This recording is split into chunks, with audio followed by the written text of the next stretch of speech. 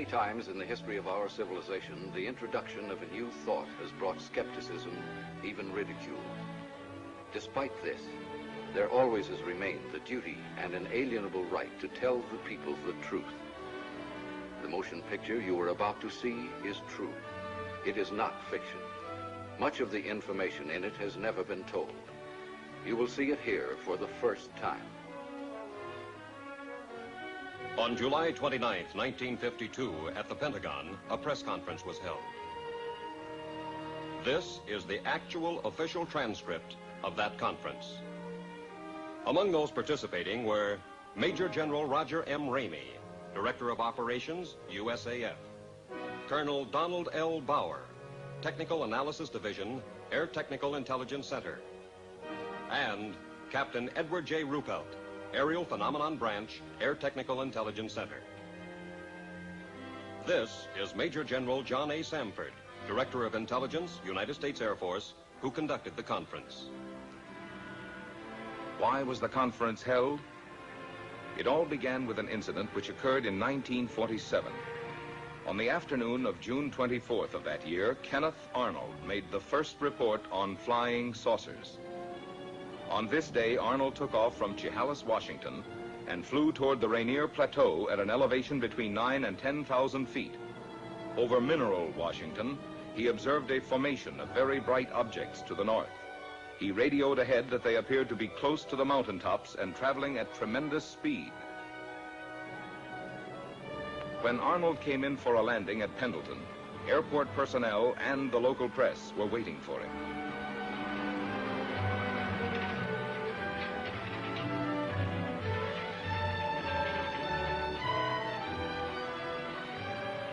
Arnold counted 9 objects in echelon formation.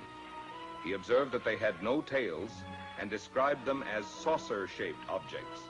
The story was picked up by the wire services. He saw what? In the next 24 hours, virtually every newspaper in the country ran the story.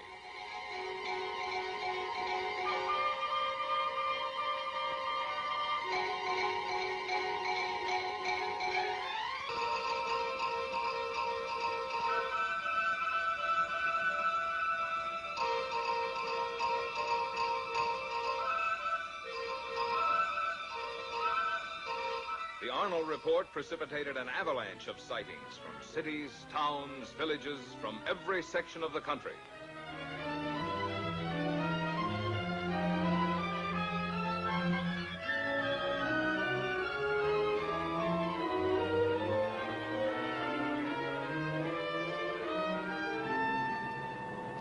The commercial aspects of the saucer situation were not overlooked. Alert businessmen and manufacturers came up with all sorts of oddities. The practical joker moved in. Homemade saucers of all kinds and descriptions began to turn up promiscuously. Within a few months of the original saucer report, practically everyone in America was conscious of flying saucers. This man in the saucer, can you describe him? Well, sir, he was small and skinny. He had his head was pointed, came to a very sharp point. He had long green hair. His eyes were a sort of purplish red. He had large ears which were formed like an antenna. His teeth were perfect, but spread far apart. And I noticed, too, a jacket of some sort of spun glass and bright red metallic hues. You say this all took place in a few seconds. Mr. Nagelschmidt, can you tell me what color tie I'm wearing? I'm sorry, sir. I didn't notice. You mean to say you can remember everything about this man from the spaceship, his hair, the color of his eyes, the clothing he was wearing, and yet, after all this time, you can't tell me the color of my tie? But you didn't come out of a flying saucer. Then, at approximately 1400 on January 7th, 1948, the Kentucky State Police reported to the Fort Knox Military Police that they had sighted an unusual aircraft or object flying through the air, circular in appearance, approximately 200 to 300 feet in diameter, moving westward. The Provost Marshal at Fort Knox called the commanding officer at Godman Air Force Base. call Flight Service at Wright Field. Determine if they have any experimental aircraft in our area. We have a report of an unidentified aircraft south of the field. It was about 13:15 when the tower controller in the Godman Tower received his instructions from the commanding officer. Right, Patterson? The PFC continued giving routine instructions to a light plane which was practicing takeoffs and landings. Flight Service. Captain Hopper, Flight Service. Flight Service is a clearinghouse. The positions of all military planes are carefully plotted so a minute-to-minute check may be made on their position, course, altitude, and speed. Flight Service to Godman Tower. We have no experimental aircraft in that area. However, we do have a B-29 and an A-26 on photo mission in that area. In the meantime, Lieutenant Cowan, the AACS, and the operations officer had arrived in the tower. They were joined by the intelligence officer and the executive officer. Upon hearing the information from Flight Service, the executive officer called Colonel Hicks, the commanding officer. Colonel Hicks, can you come over to the field, please? At about 13:50, the tower controller saw an object south of Godman Field and directed it to the attention of the tower. Lieutenant Cowan was the first of the group, after the tower controller, to locate it. He immediately directed it to the attention of the operations officer. After observing it for a moment, he picked up a telephone and put in a second call to the commanding officer. While he was putting the call through, Colonel Hicks arrived in the tower. It was now about 14:20. About 14:30, a flight of 4 F-51s being ferried from Marietta, Georgia to Stanford Field, Kentucky, was sighted south of the base. The commanding officer issued an order to contact the flight leader. Plan B and find out who's leading the flight. Godman Tower to leader, Flight 451. Godman Tower to leader, Flight 451. Come in. Captain Mantell, flight leader F-51 to Godman Tower. Over. Stand by for further instructions. Vector the flight into the area of the unknown. Vector Mantell on a heading of 210 degrees. Godman Tower to Captain Mantell. Come in, over. Mantell to Godman Tower. Over. Godman Tower to Captain Mantell. Investigate an unidentified object in your area. Your new course, 210 degrees. 210 degrees. Mantell to Godman Tower. Changing heading to 210. Wilco, out.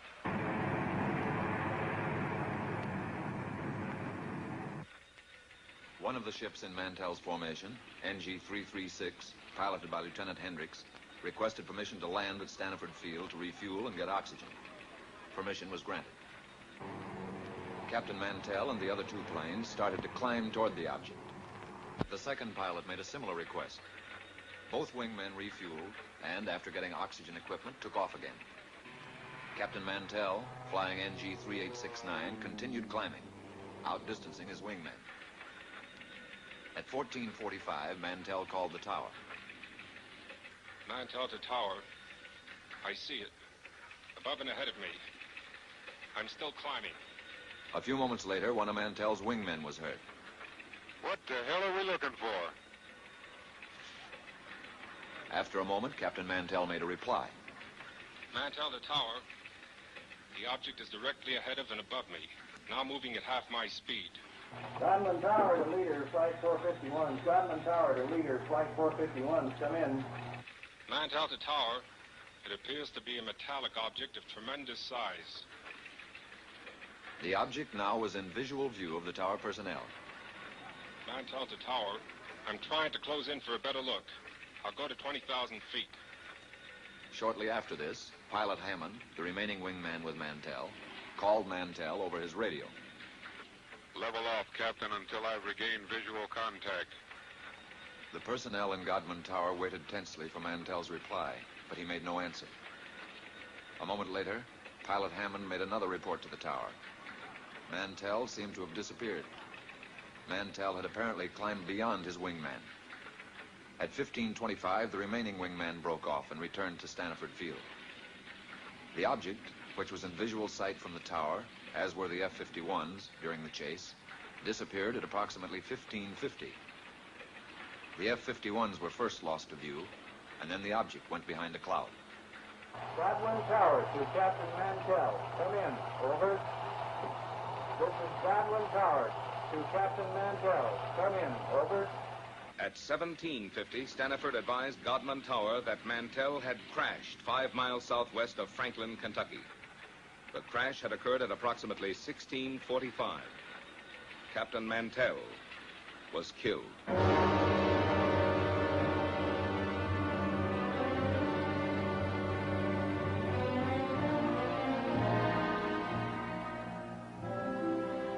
Statements were taken from all who were present in the tower during the Mantell sighting. The tower controller stated, It looked silver or metallic. the intelligence officer, It appeared to be a bright silver object. the executive officer, It was circular in shape. the AACS, A small white object in the sky. the operations officer, It appeared round and white. the commanding officer. It could be seen plainly with the naked eye. The statements were typed up for the necessary signatures as the interrogation concluded. There was one point on which there was some disagreement. Not everyone who had been present in the tower had heard Mantell when he reported over the radio that he was moving in for a better look.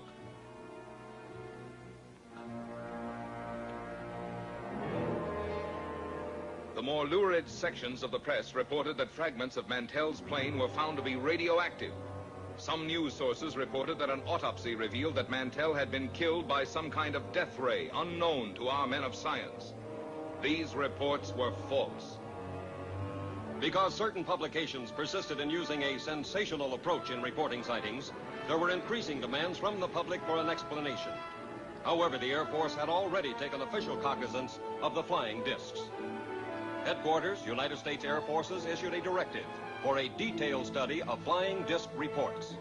This project received a secret classification and the code name of SIGN.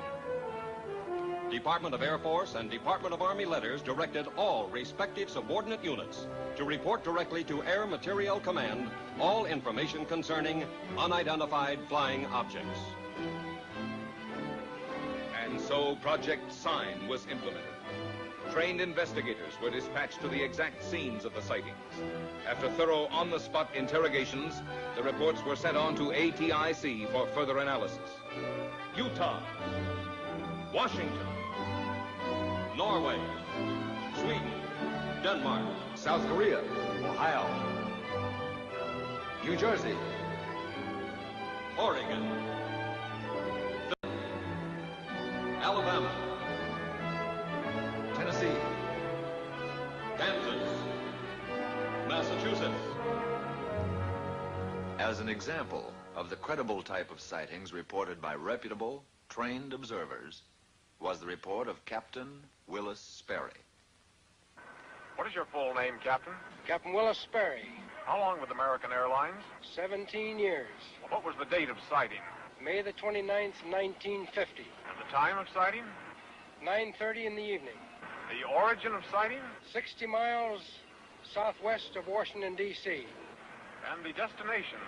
Nashville, Tennessee. What was the visibility? It was unlimited. What was your altitude? 7,500 feet. Who of the crew first saw the object? The co-pilot called it to my attention as I had turned to reach for a map. The object was flying head-on at us. It was 50 times the magnitude of the brightest star. I immediately made an abrupt turn to avoid collision. As I looked to my left, the object appeared to come to a stop. Can you describe the shape of the object?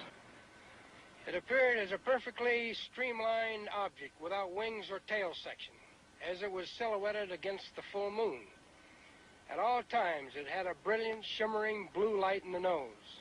It was traveling at fantastic speed, and although it had passed off our left wingtip, it circled us in a matter of seconds and appeared off our right wing. There again, it stopped, and we watched it for several seconds. When again it started, it reversed its direction. We watched it for several more seconds until it disappeared in the east out of sight. Have you ever seen any other similar object, Captain? Never before or since.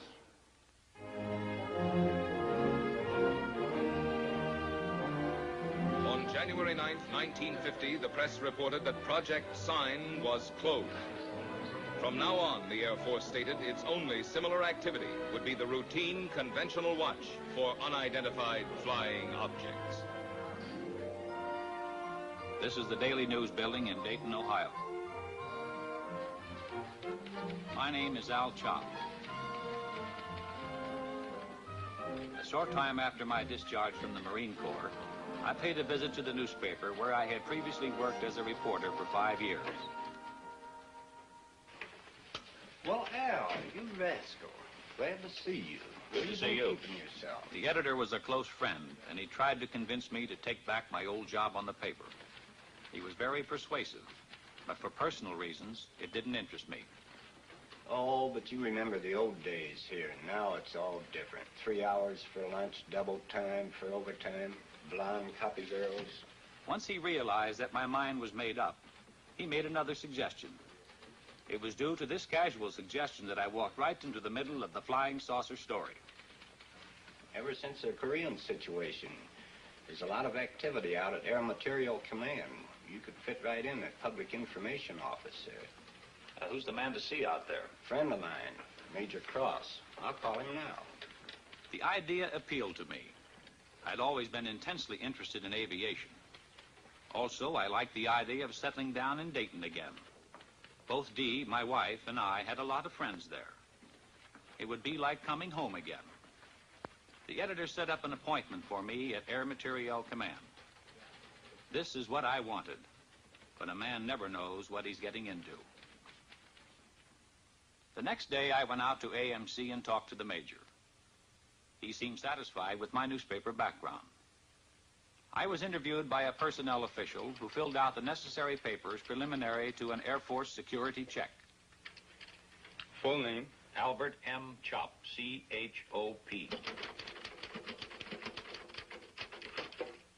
Age? 35. Married? Wife's name? Dolores. Children? Girl, age 11, boy 5.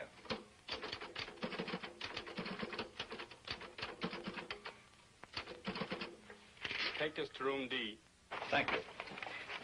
Shortly after, I went on the AMC payroll on the PIO desk. I soon shook down into the routine of the public information desk. There was a wide diversification of projects for which I wrote material. Most of it was released as newspaper copy, with an occasional article published in the magazines.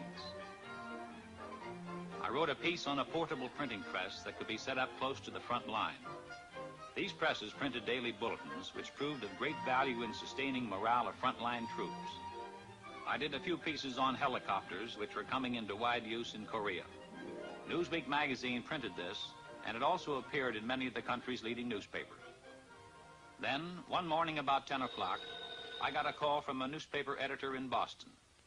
The Boston editor wanted confirmation or official information on a flying saucer report out of Sioux City, Iowa. I told the editor that Project Sign had been officially closed. He was insistent, so finally I called Air Technical Intelligence Center. No, Chop. We have no report on Sioux City or any other sighting. You people on PIO desk ought to know we've closed Project Sign.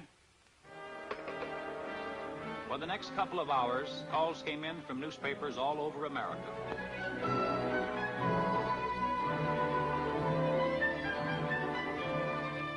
Gradually, I was able to piece the story together. On the previous evening, a commercial airline DC-3 in Sioux City, Iowa, had requested clearance from the tower to take off. The tower held them up, informing the pilot that there was a light in the west that they thought might be a light plane. The tower stated that they were trying to contact it, but were unsuccessful. The tower was in contact with another light plane that was coming in for a landing. The DC-3, engines idling, stood by at the end of the runway until the light plane landed and taxied off the strip. The tower then gave the DC-3 pilot permission to take off.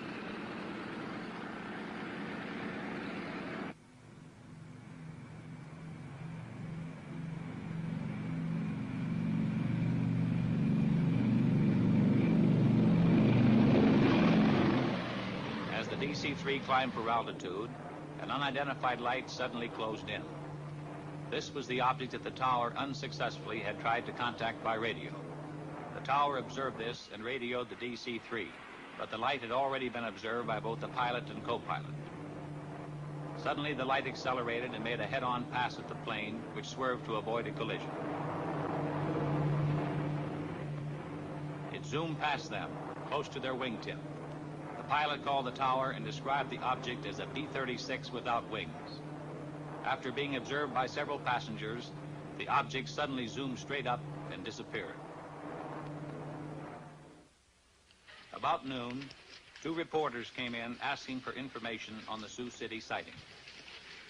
What's new on this saucer story, Al? We have nothing on it. Project Sign is closed. ATIC is no longer investigating these things. How stupid can they get? How can they drop an investigation when there are things going on like this Sioux City incident? Look, George, I don't make policy around here. I've got a job, and I take my orders just like everybody else. They insisted I make another call for verification with ATIC. I indicated to one of the reporters to pick up the extension and listen in, so he, too, could hear. Yeah, hello, Major. Al Chop. Couple of reporters here want some information on Sioux City. Look, Al, the answer is the same. The project is closed. I told you that before. Yeah, thanks, Major. You heard the man. This thing doesn't add up. Those men saw something up there. Oh, there's probably some simple explanation for it. Don't tell me you guys believe this saucer bunk. You're just sitting on a story, Al.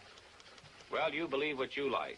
But personally, I think this whole saucer business is pure, unadulterated bunk. One day, shortly after the Sioux City incident, I went over to get a story on a former German scientist. Area B was a maximum security section. The story appeared in the New York Times. I had obtained the background on the scientist from the files. He was formerly one of the top men at Pentagon, Germany, one of the key figures participating in the successful development of the B-2 rocket. This scientist had succeeded in developing a 98.8% pure aluminum oxide. These crucibles were vital to our nation's defense. They were used to melt super-hard metals needed to build turbine blades for our jet aircraft. Tell me, young man, what new reports are you getting on unidentified flying objects? Flying saucers? Oh, they keep coming in every once in a while, but we don't take them too seriously. Oh, no? Of course not. It must be amusing to a man in your line of work to hear about all these screwball reports. It is my firm opinion that these sightings should be investigated most meticulously. You don't believe that these flying saucers actually exist, do you? And how can you be so certain they don't, Mr. Chop? Well, I just don't believe it. Our minds should be open on all subjects. Wrong conclusions are usually the result of lack of comprehensive analysis. Of course. Well, thank you, Doctor. I won't take up any more of your time. And I'll let you read the article before I send it in. Thank you, Mr. Chop. I'll be looking forward to it.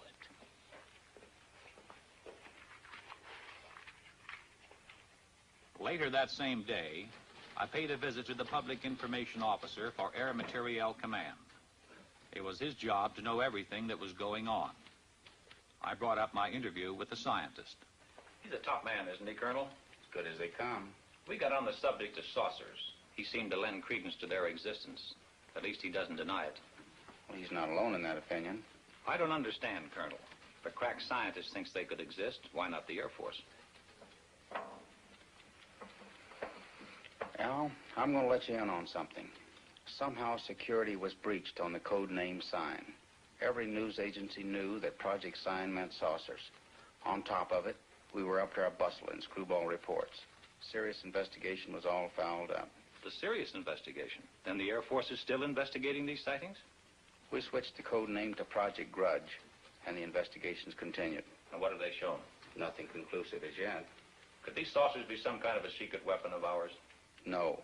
If they were, Air Materiel Command would be the first to know. How about a device from a foreign country? We know they're not.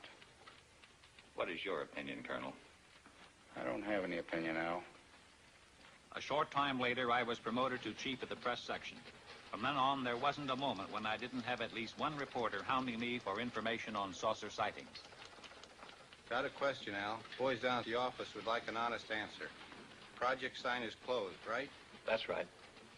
Has the Air Force set up a new saucer investigation? No. Thanks, Al. That's all I want to know. Come in here right away, Al. Bring pencil and paper. Line 3. Colonel Goddard's on the phone. He's got a hot UFO report. I want you to listen in on it. Okay, Colonel, shoot. Colonel Goddard, chief of the Air Force Photo Reconnaissance Laboratories, reported that 3 of his men flying a B-29 were tracking a weather balloon over Georgia. Suddenly, an unidentified flying object appeared and flew alongside the balloon. After a few moments, the object dived and made a pass at the balloon, then proceeded to disappear. When the balloon was recovered, it had a 6-foot rent in it. Colonel Goddard's men believed this unidentified flying object made the tear in the balloon. Goddard vouched for his men making the report, stating that they were highly experienced and reliable Air Force personnel. Thank you, Colonel. Think it could be a lightning bolt? Goddard wouldn't call about a lightning ball. Didn't any of his men have a camera? No, they were tracking it with binoculars. That's something I don't get, Colonel. Wouldn't you think that somebody, somewhere, would have shot a picture of one of these things? Oh, we've got plenty of photographs. But the trouble with still pictures is they're too easily faked. What about a motion picture? Could that be faked? Oh, trick shots are possible, but not without complicated and expensive laboratory equipment, highly skilled men. Even then, motion picture experts could easily determine fakes. That eliminates some joker faking a piece of motion picture film in his garage. It'd be practically impossible to get away with that. Well, I guess that's why you have no movies of them, Colonel.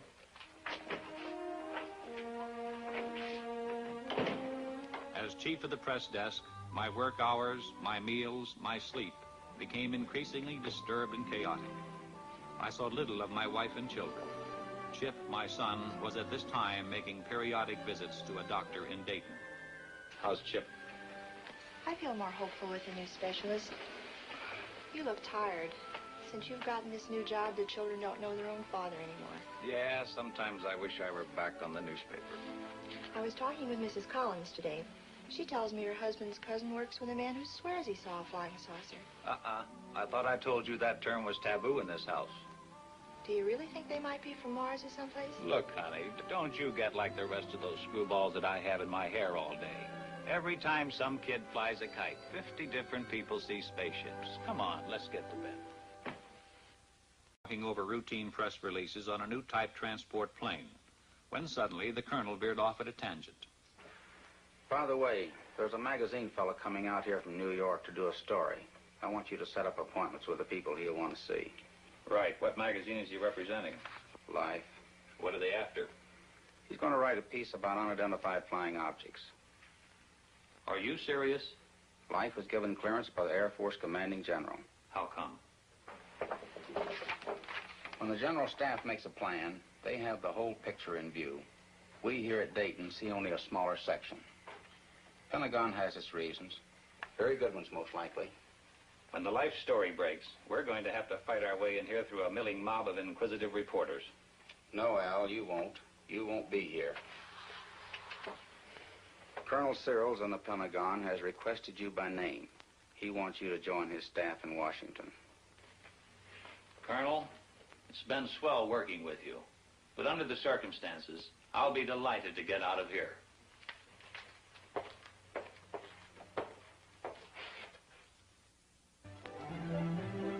Upon my arrival in Washington, I was assigned to Air Force Press Desk, room 2E765 in the Pentagon. My last official act at AMC had been to arrange the conferences and briefings for Life magazine. I was in Washington only a short time when Look magazine submitted the galley proofs of their saucer article to my desk. I put the Look article through to security review. Now I felt free to settle down in my new job. I checked in with the press section of the United States Senate, House of Representatives, and Department of State. I paid the required visits to the information departments of the Army, Navy, and Marine Corps. I covered the Civil Aeronautics Administration and other agencies with whom I would be working in close contact. By now, I figured I was through with flying saucers for good. But the Pentagon had other ideas. Because of my previous experience, I was assigned to unidentified flying objects. I was back in the flying saucer business. In the activity of setting up housekeeping and getting adjusted to the new job, I completely forgot about the Life magazine article. Also, I was able to spend more time with Chip. My son had been deaf in one ear since infancy, and it was difficult for him to play with other children. I had settled down to a regulated home life, but it was only a lull before the storm.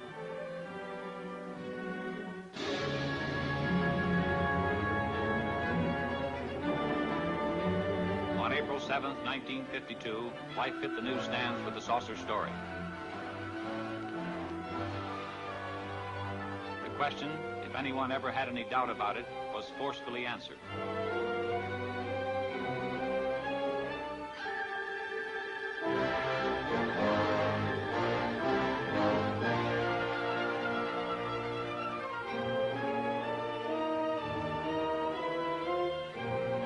The public, America as a whole, had an intense, avid interest in the subject of flying saucers. The first few days following the Life story were chaotic. Naturally, my desk was an exposed point, and I was under an incessant barrage by newsmen. Shortly after the Life story, Look's coverage of saucers hit the newsstand. Their story featured a saucer map, including a statement by the commanding general, U.S. Air Force, Hoyt Vandenberg. Vandenberg stated, "The Air Force is interested in anything that takes place in the air. This includes the aerial phenomenon commonly known as flying saucers. Many of these incidents have been satisfactorily explained. Others have not." Project Grudge was expanded and augmented. The classified name Grudge was dropped. The new code name for the UFO investigative project was Blue Book. The general appointed Captain Edward J. Ruppelt of ATIC at Wright-Patterson as officer in charge of Project Blue Book. Ruppelt's department was designated as Air Phenomenon Branch, Air Technical Intelligence. At Ruppelt's disposal was a large staff of distinguished scientists, both military and civilian. One day, Major Dewey Fournay of Current Intelligence Branch sent for me. Will you come in here a minute, Al? Major Fournay was intelligence technical analyst and UFO monitor. Thanks, Captain. Al, I just got a call from Captain Ruppelt. A Navy photographer named Newhouse has made a sighting near Tremont in Utah. He got some UFOs on film. Motion pictures? Motion pictures. This film should prove interesting on a comparative basis. Comparative with what? With the Montana film. ATIC's had it for some time over at Dayton. You mean ATIC has had motion pictures? Why wasn't I told about it? You're being told about it now. Can I see these films? Ruppelt has the Newhouse film. It's back at Dayton being processed and analyzed. But I can show you the Montana film. This film was shot August the 15th, 1950. It was taken in Great Falls, Montana by Nick Mariana. Immediately after we were notified of the sighting, we sent an intelligence man to get a first-hand report. My name is Nick Mariana. For the past 6 years, I've been the general manager of a minor league baseball club called the Electrics. We play out of Great Falls, Montana, and are a farm club of the Brooklyn Dodgers. On August 15th, 1950, at Legion Ballpark in Great Falls, Montana, after a couple of hours in the clubhouse office, I went up into the grandstand to call the groundskeeper. As I reached the top of the stairway, I glanced northward to the tall Anaconda Copper Company smokestack to check the direction of the wind from the white smoke. Force of habit, I suppose, because our outfielders use it as an indicator on defensive play. As I looked up, I saw two silvery objects moving swiftly out of the northwest. They appeared to be moving directly south. The objects were very bright and about 10,000 feet in the air. They appeared to be of a bright, shiny metal, like polished silver. Both were the same size and were traveling at the same rate of speed, which was much slower than the jets which shot by shortly after I filmed the discs. Suddenly, they stopped. It was then I remembered the camera in the glove compartment of my car. I raced downstairs, yelling for my secretary, Miss Virginia Ronick. The distance from the top of the stairway to my car is about 60 feet, and I must have made that in about 6 jumps. I asked my secretary if she saw anything, and she said yes, 2 silvery spheres. I unlocked the glove compartment of my car, took out the camera, turned the telephoto lens on the turret into position, set the camera at f/22, picked up the objects in the viewfinder, and pressed the trigger. The discs appeared to be spinning like a top and were about 50 feet across and about 50 yards apart. I could not see any exhaust, wings, or any kind of fuselage. There was no cabin, no odor, no sound, except I thought I heard a whooshing sound when I first saw them. As the film clicked through the camera, I could see the objects moving southeast behind the General Mills grain building and the black water tank directly south of the ballpark. I filmed the objects until they disappeared into the blue sky behind the water tank. There's only a few feet of film. It'll be over practically before your eyes are focused on it. Now remember, there's only a few feet of film, so watch closely. I still had my doubts, but I must admit I felt an excitement about seeing actual motion pictures of unidentified flying objects for the first time. Ready? Ready.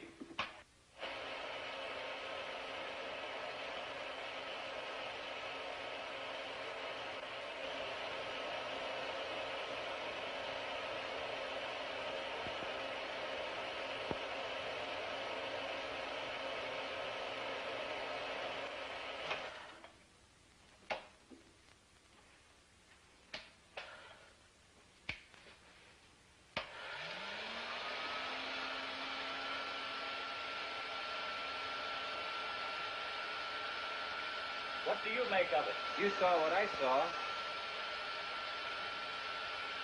What's your opinion? I'll run it again.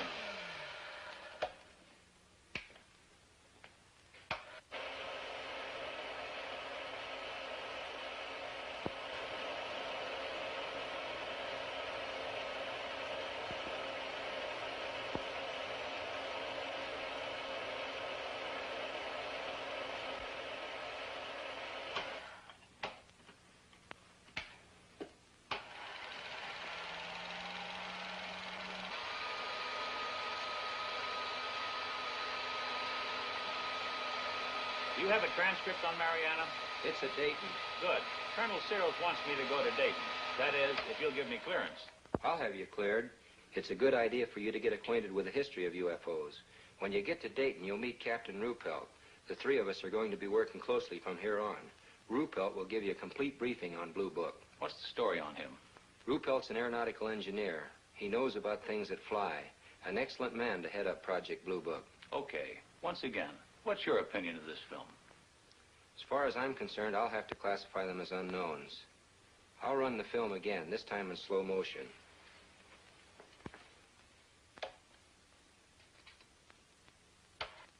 This time I strained my eyes to study the film. The Air Force analysts, by measuring the angular velocity of the objects and by computing their speed, had determined that they were not balloons.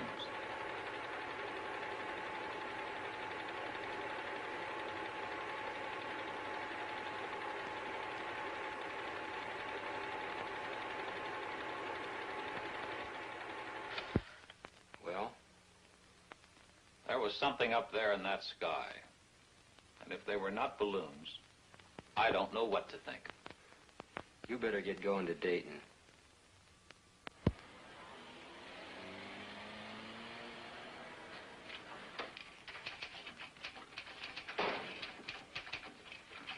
Yes, sir. May I help you? I'll chop to see Captain Ruppelt. Captain's right over there, sir. Thanks. Captain Ruppelt, I'm Al Chop. Have a seat, sir. Major Fournette alerted me you're arriving. You've got the green light here. Where would you like to start? As a springboard, I suggested that he brief me on the general outline of how the organization handled reports on UFOs. Ruppelt began to fill me in on the baffling saucer problem, including a breakdown on the reported sightings supplemented by graphs. There were literally hundreds of cases where Air Defense Command pilots had attempted to intercept UFOs. There were sightings where UFOs had been tracked by ground radar, airborne radar, ground observation, and combinations of all these elements. I accompanied intelligence officers on investigations.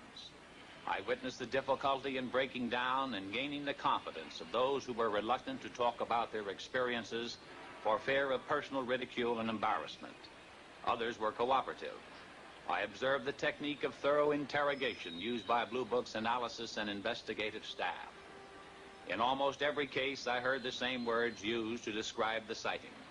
These words were lights and metallic objects. There were reports by reliable, competent observers, including high-ranking Air Force and Navy flyers, civil engineers, and scientists. I learned that the staggering total of over 3,500 reports had been received. Quite a few of these sightings are unsolved. Approximately 85% of the sightings are designated as solved. According to this document, 14.3% of all sightings are officially designated as unknown. The newsmen keep hitting me with the unsolved cases.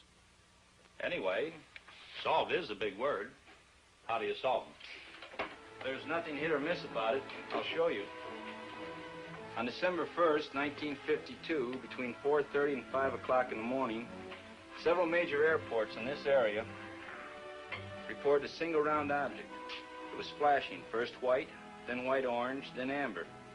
It was observed northwest of this central point at an angle of 15 degrees above the horizon. Remember that 15 degrees.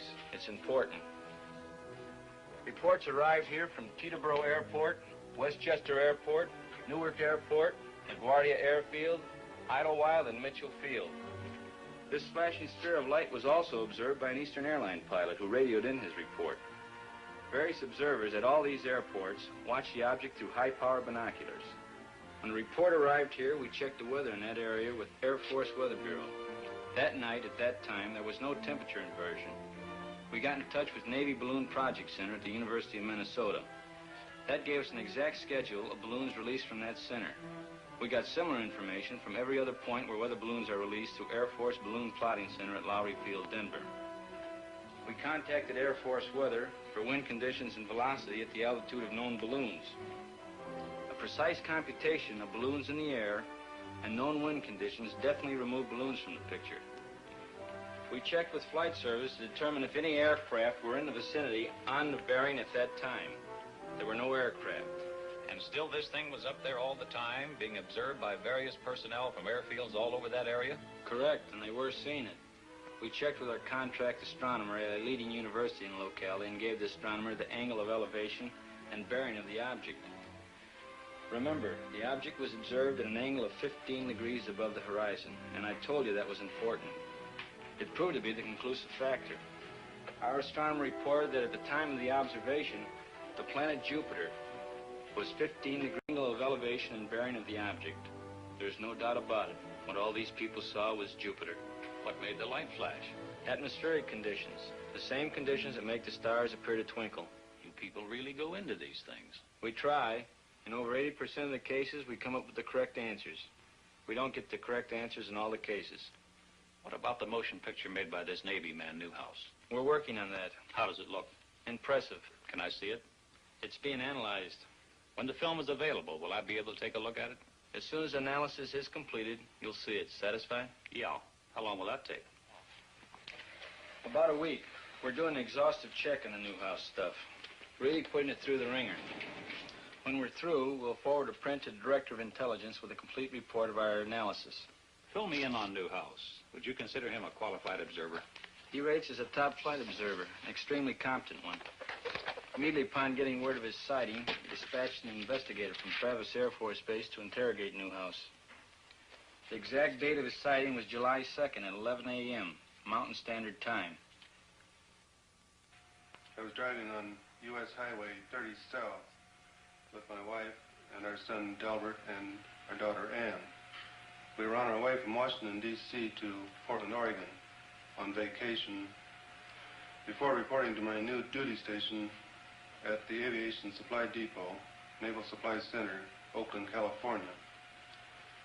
About 7 miles after we passed through Traymont in Utah, my wife noticed a group of objects in the sky which she could not identify. I pulled over to the side of the road, stopped, got out, looked up and saw the objects. There were about 12 of them in a rough formation proceeding in a westerly direction. They were like nothing I'd ever seen before, although I've logged some 2,000 hours in the air. They were identical in appearance. How would you describe these objects? Like two saucers, one inverted over the other. I had no means of judging the altitude. It appeared to me to be about the size of B-29s at 10,000 feet. Did you photograph them immediately? I watched the objects for a few moments before getting my camera out of the suitcase. Then I lost more time getting film out of the second suitcase and loading the camera. When I first saw the objects, they were almost overhead.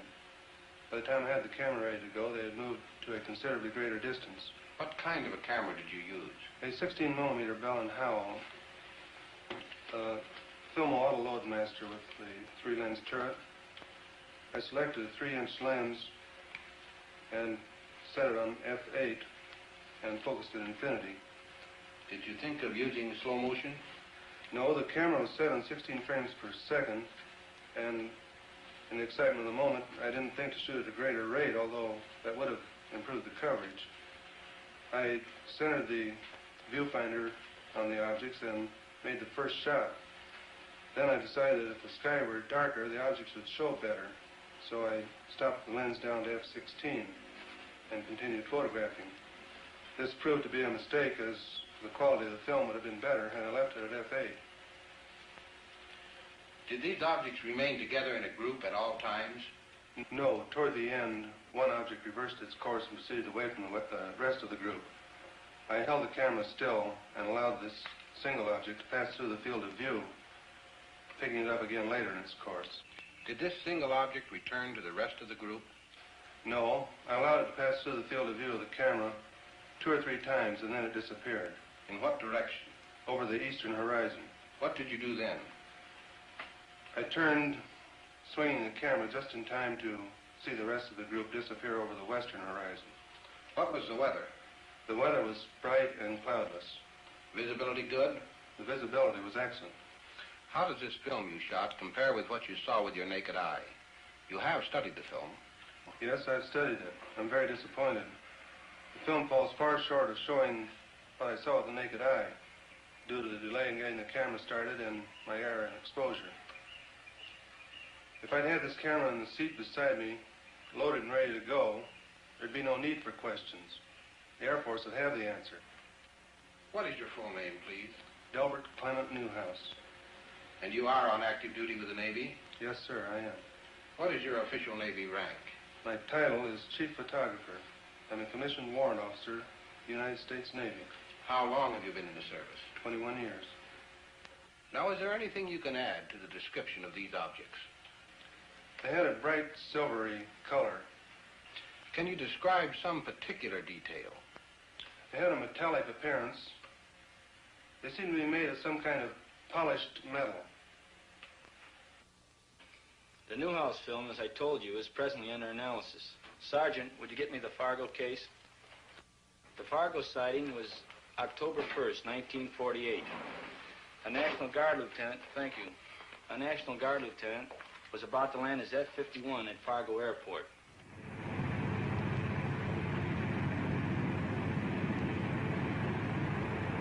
Captain Ruppelt gave me the details from the record. The pilot, after a routine patrol flight, was cleared by the tower to land when he asked, "Anything in the way?" There's a Piper Cub below you. Nothing else in the air. I see the Piper Cub. I see another light about 1,000 yards ahead of me. It looks like the tail light of a plane. I can see you, but I can't see the light you're observing. The pilot told the tower he could see it and was going to close in and try to make identification.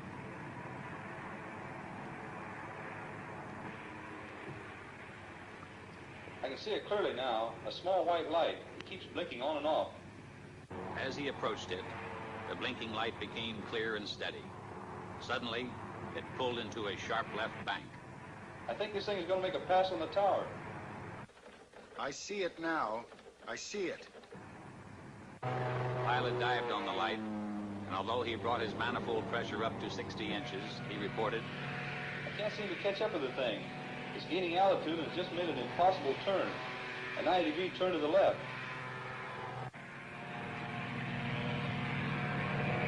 right. It's gaining altitude on you. And it's still in a very tight left turn. By that time, they were at 7,000 feet, when, suddenly, the light made a 90-degree right turn. It's headed straight at me. The light passed directly over your canopy at, I estimate, about 500 feet. The object suddenly shot straight into the air. The pilot followed it to 14,000 feet when his plane went into a power stall. The object disappeared. The chase had lasted approximately 27 minutes. The officer in the tower was the airport traffic controller. The lieutenant was an instructor for the French during the Second World War. He said he was sure there was an intelligence behind the movements of the lights.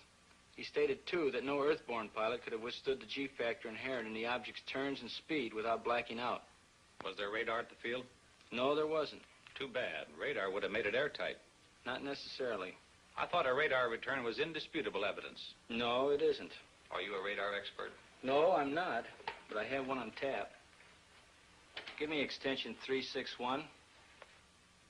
We have a team of 3 radar analysts here in Air Phenomenon Branch. I want to talk to Wynn Swanson. All radar reports received here pass through this radar analysis division. Swanson? I have a man here from the Pentagon. He's cleared. Wants to know about radar. Okay. The field's socked in solid with fog, but he'll take you over to GCA.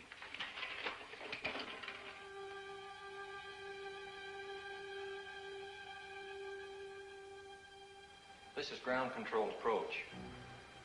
With zero visibility, GCA picks up the aircraft coming in, and by means of the pips on their scope, can talk them into a landing. Now this scope here gives the aircraft in the area.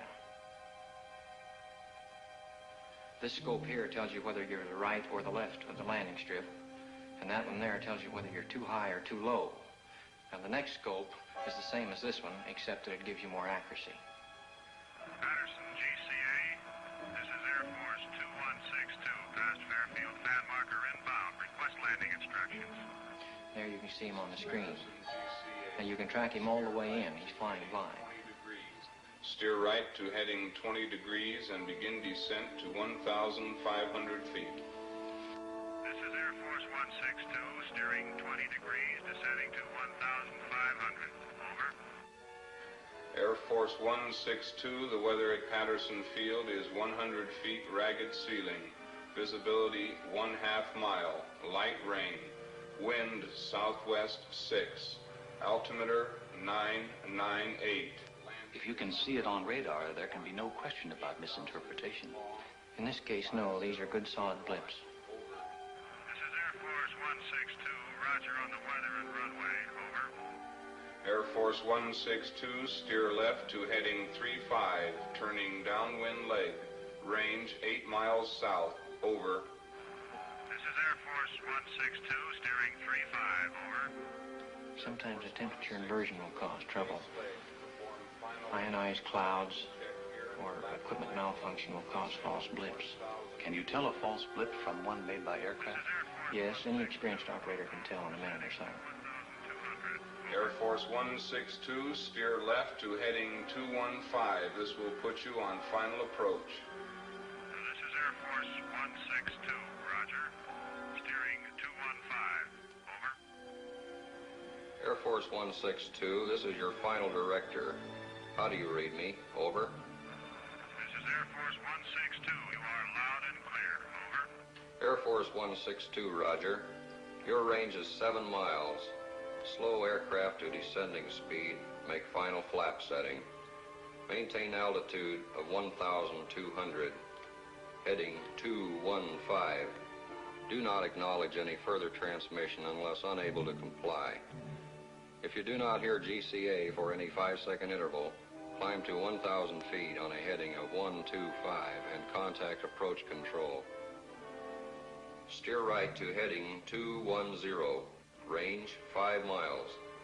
You are now approaching glide path. Start normal rate of descent at 600 feet per minute. Entry to glide path good.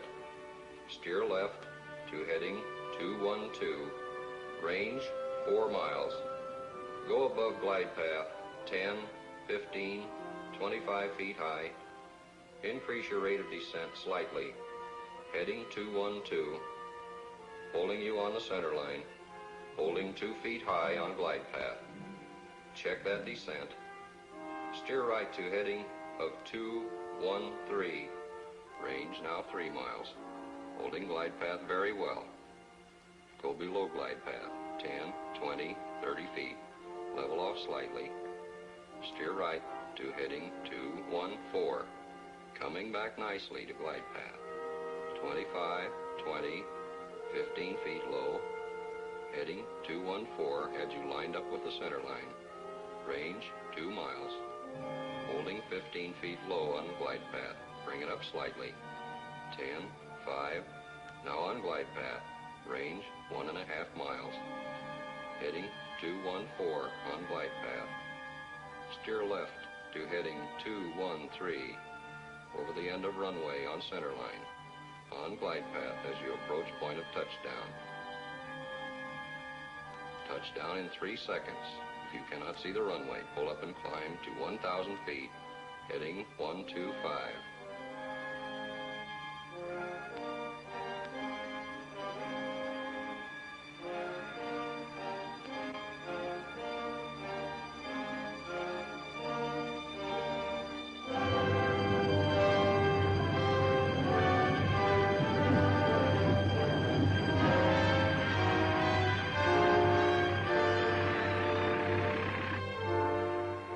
Safe at home.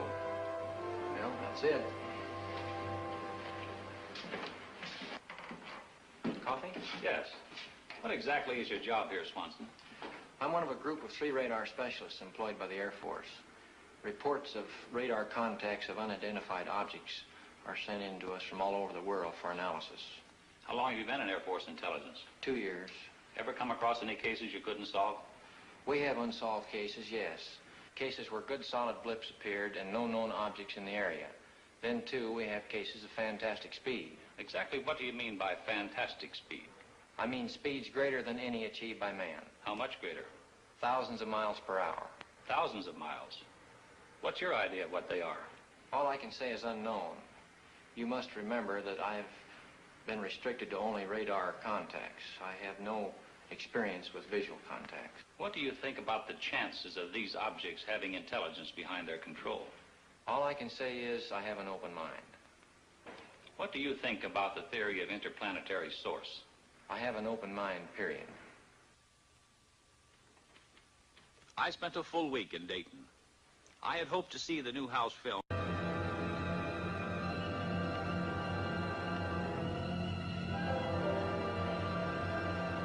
Coming closer. They're coming right at me.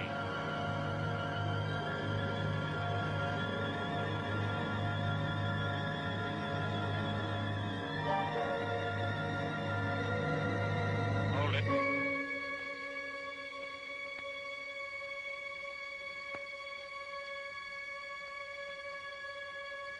They're moving off. I'm at maximum speed. They're going away.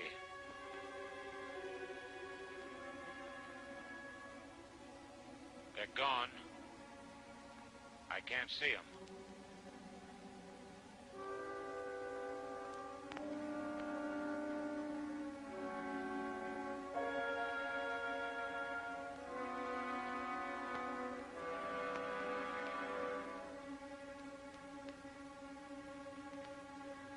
Red Dog 1 to Washington Control. I've been given permission to return to base. Over. Washington Control to Red Dog 1. Roger. Out. At 6 a.m. that same morning, I called Lieutenant William Patterson, the pilot of Red Dog 1, who had made visual contact with the unknowns. He could add nothing more to what he had reported to us over the intercom. Later that same morning, the White House placed a call to the Pentagon. Captain Ruppelt, who had flown in from Wright-Patterson and who was only beginning his analysis of the sighting, got the call from the White House. Yes, sir. It appears to have been caused by temperature inversion. Yes, sir. We've had cases where radar blips have been caused by temperature inversion. This was Captain Ruppel's report to President Truman. But Captain Ruppel had not been present at the Washington sighting. It wasn't until later that he learned there had been both visual and radar contact with the unknowns on that night. On Monday morning, an avalanche of calls from newspapers throughout the nation jammed the trunk lines at the Pentagon. The relentless pressure continued. We admitted radar contacts from the 3 surrounding airfields. When did the saucers first appear? 9 p.m. How long were they under observation? 6 hours. How many were there? 14. Could the pilot see any details? No.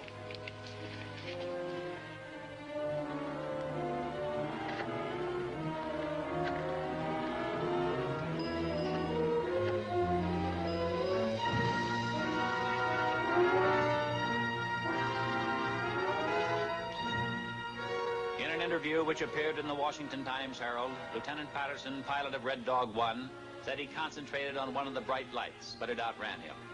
I tried to make contact with the bogies below 1,000 feet, Patterson said. I saw several bright lights. I chased a single bright light. I was at my maximum speed.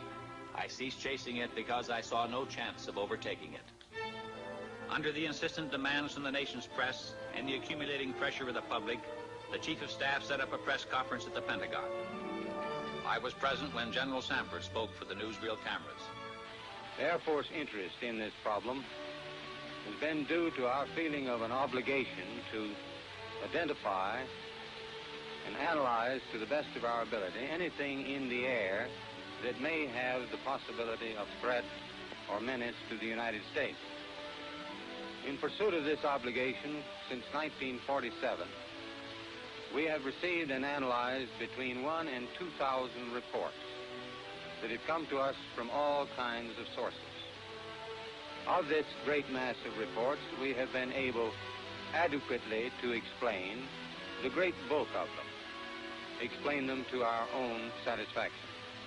We've been able to explain them as hoaxes, as erroneously identified friendly aircraft, as meteorological or electronic phenomena, or as light aberrations.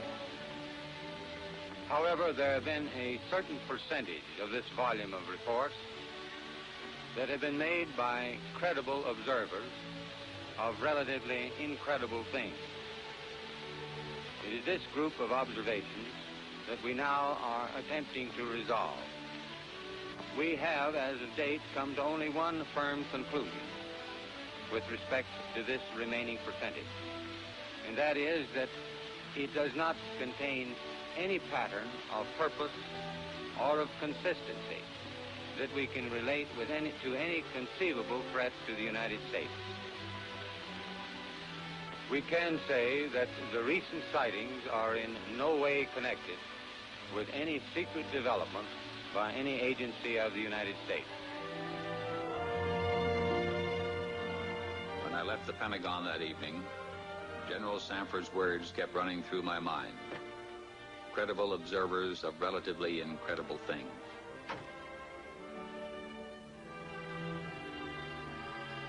Well, it all began with an incident which occurred in 1947.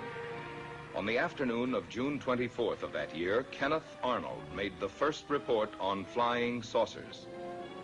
On this day, Arnold took off from Chehalis, Washington, and flew toward the Rainier Plateau at an elevation between 9,000 and 10,000 feet.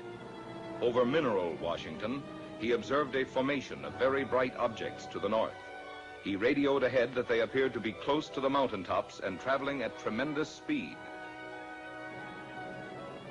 When Arnold came in for a landing at Pendleton, airport personnel and the local press were waiting for him.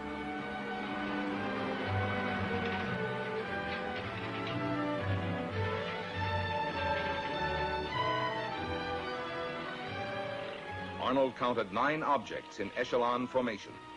He observed that they had no tails and described them as saucer-shaped objects. The story was picked up by the wire services. He saw what? In the next 24 hours, virtually every newspaper in the country ran the story.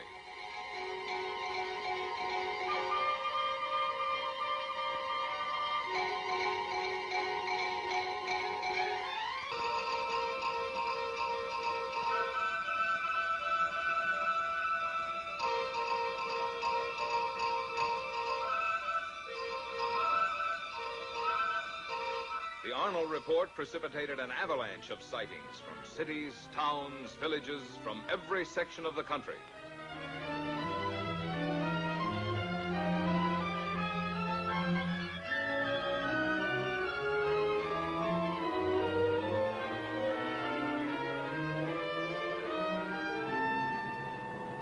The commercial aspects of the saucer situation were not overlooked. Alert businessmen and manufacturers came up with all sorts of oddities. The practical joker moved in. Homemade saucers of all kinds and descriptions began to turn up promiscuously. Within a few months of the original saucer report, practically everyone in America was conscious of flying saucers. This man in the saucer, can you describe him? Well, sir, he was small and skinny. He had his head was pointed, came to a very sharp point. He had long green hair. His eyes were a sort of purplish red. He had large ears which were formed like an antenna. His teeth were perfect, but spread far apart. And I noticed, too, a jacket of some sort of spun glass and bright red metallic shoes. You say this all took place in a few seconds. Mr. Nagelschmidt, can you tell me what color tie I'm wearing? I'm sorry, sir. I didn't notice. You mean to say you can remember everything about this man from the spaceship, his hair, the color of his eyes, the clothing he was wearing, and yet, after all this time, you can't tell me the color of my tie? But you didn't come out of a flying saucer. Then, at approximately 1400 on January 7th, 1948, the Kentucky State Police reported to the Fort Knox Military Police that they had sighted an unusual aircraft or object flying through the air, circular in appearance, approximately 200 to 300 feet in diameter, moving westward. The Provost Marshal at Fort Knox called the commanding officer at Godman Air Force Base. Call Flight Service at Wright Field. Determine if they have any experimental aircraft in our area. We have a report of an unidentified aircraft south of the field. It was about 13:15 when the tower controller in the Godman Tower received his instructions from the commanding officer. Right, Patterson? The PFC continued giving routine instructions to a light plane which was practicing takeoffs and landings. Flight Service. Captain Hopper, Flight Service. Flight Service is a clearinghouse. The positions of all military planes are carefully plotted so a minute-to-minute check may be made on their position, course, altitude, and speed. Flight Service to Godman Tower. We have no experimental aircraft in that area.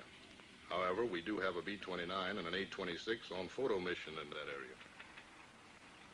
In the meantime, Lieutenant Cowan, the AACS, and the operations officer had arrived in the tower.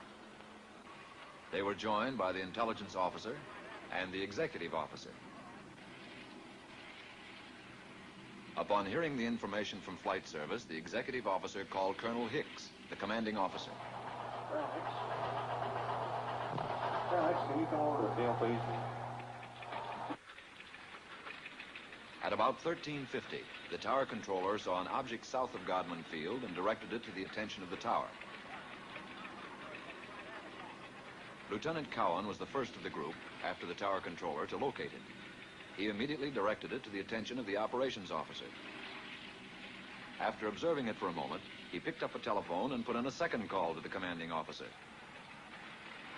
While he was putting the call through, Colonel Hicks arrived in the tower. It was now about 14:20.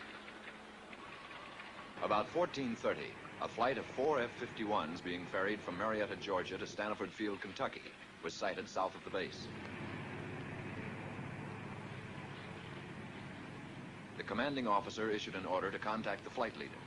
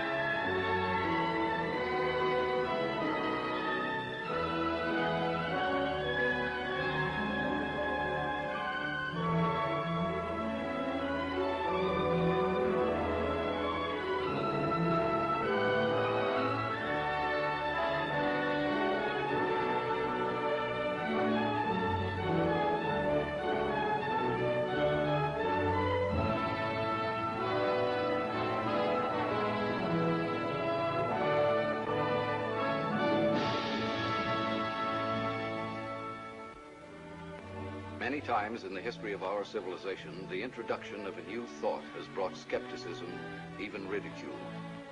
Despite this, there always has remained the duty and inalienable right to tell the people the truth.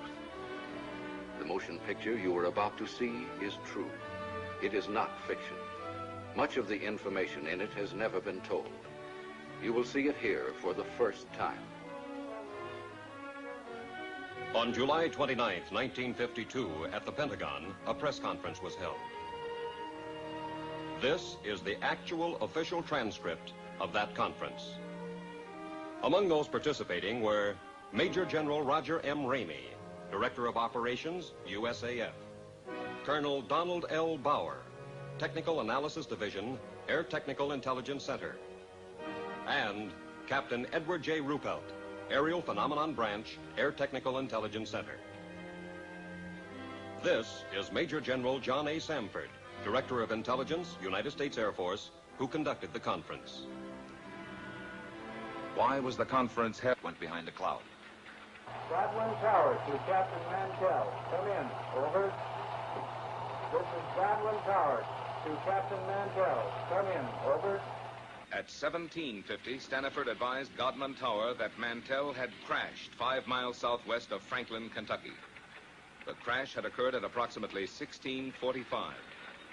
Captain Mantell was killed.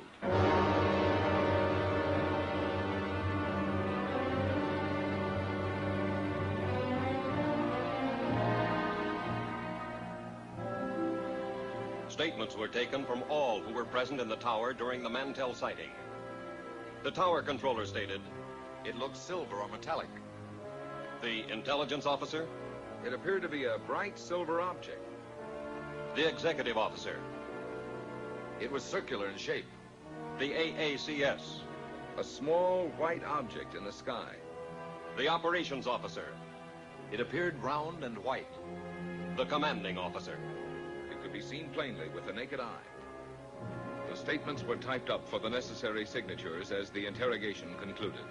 There was one point on which there was some disagreement. Not everyone who had been present in the tower had heard Mantell when he reported over the radio that he was moving in for a better look.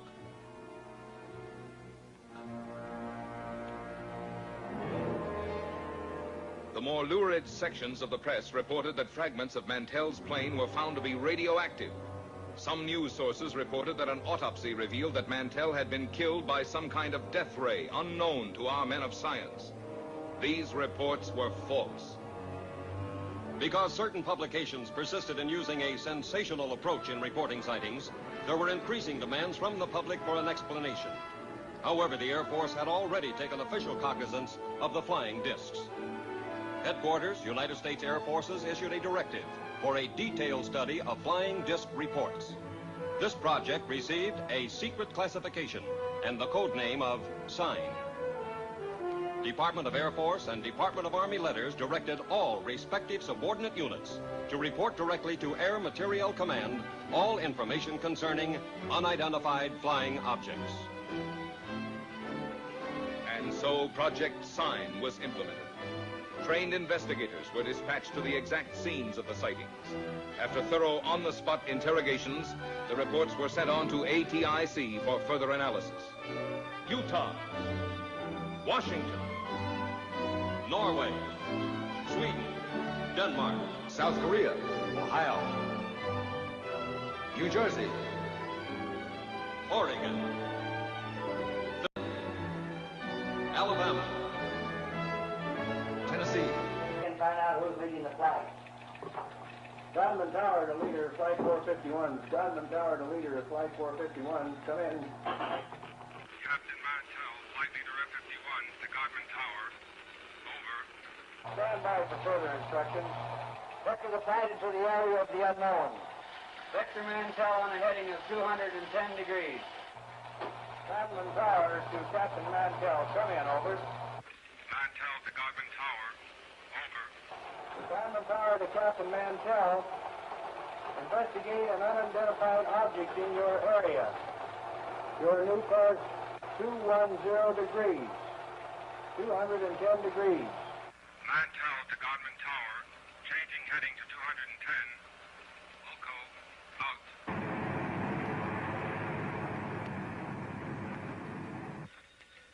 One of the ships in Mantell's formation, NG-336, piloted by Lieutenant Hendricks, requested permission to land at Stanford Field to refuel and get oxygen.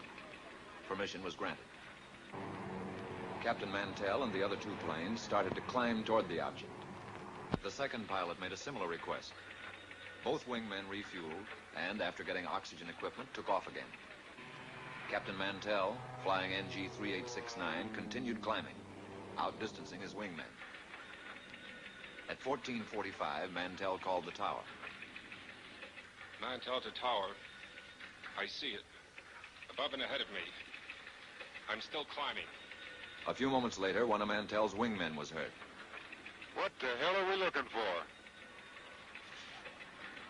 After a moment, Captain Mantell made a reply. Mantell to tower. The object is directly ahead of and above me. Now moving at half my speed. Godman Tower to leader, flight 451. Godman Tower to leader, flight 451. Come in. Mantell to tower. It appears to be a metallic object of tremendous size. The object now was in visual view of the tower personnel. Mantell to tower. I'm trying to close in for a better look. I'll go to 20,000 feet. Shortly after this, Pilot Hammond, the remaining wingman with Mantell, called Mantell over his radio. Level off, Captain, until I've regained visual contact.